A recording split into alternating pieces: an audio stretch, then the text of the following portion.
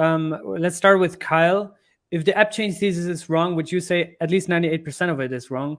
What's the alternative? What's the alternative play for AppChains? And then maybe Jack, you can take the other side of that argument after Kyle's point. I mean, generally, I think L1s will scale a lot for a while. I think we have a reasonably clear path to somewhere between 1 and 10 million TPS.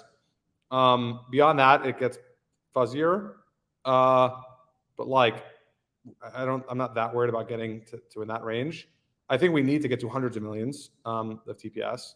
But and so there will be L2s, sidechain. I don't know exactly how that nets out. Maybe it's geographic, and I'm not sure what else. But segmenting it strictly as a function of app, that does not strike me as the right way to segment it.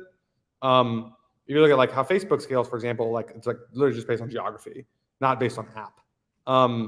And because they understand like where the most common connections are. And right now, the way you do public key generation doesn't really map to geography in any intelligent way. Maybe it should or shouldn't. It's a separate question of credible neutrality in politics. But like, I don't. It doesn't strike me that like every app needs to have its own chain to get to that degree of scale.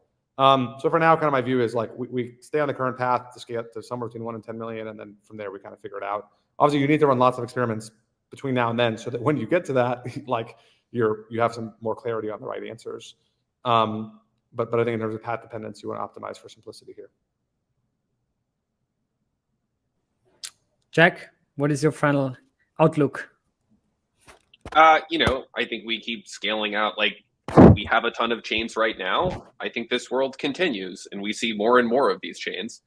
And, you know, the work that we're doing at Strangelove and at Galileo is to build and support that vision. And it's to, you know, ease the developer experience and the communication burden between these many chains and re-enable the type of composability that has made DeFi so special. And, you know, I think that that's the way it's been going for a long time. And Kyle's point around path dependence is strongly taken. Like, I think that we are on this path and we continue down that path. And it would take something like a 10,000 TPS, couple thousand validator chain, which is, it would be a massive technical feat. Facebook threw $300 million at Diem, and Aptos and Sui don't come close to those numbers.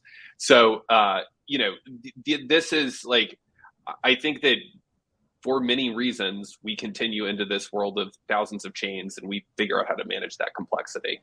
And Cosmos is best positioned to do that. Yeah.